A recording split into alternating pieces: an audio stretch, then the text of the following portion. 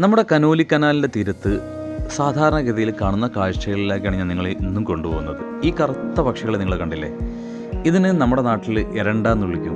ലോകത്തിൻ്റെ നാനാദിക്കിലും ഈ പക്ഷികളുണ്ട്. നമ്മുടെ ഈ കനോലി കനാലിൻ്റെ തീരത്ത് അടുത്ത കാലം മുതലാണ് ഇത് കണ്ടു തുടങ്ങി. കൂടിപ്പോയി കഴിഞ്ഞാൽ 20 കൊല്ലത്തിലേറെയായി കാണില്ല.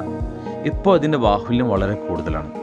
ചില സ്ഥലങ്ങളിൽ നീർക്കാക്കകളെന്നും എരണ്ടകളെന്നും ചൂള എരണ്ടകളെന്നും വിവിധതരം പേരുകളാണ് ഇതിന് വിളിച്ചു വരുന്നത്. ഇതൊരു താറാവിൻ്റെ കുടുംബത്തിൽപ്പെട്ടതാണ്.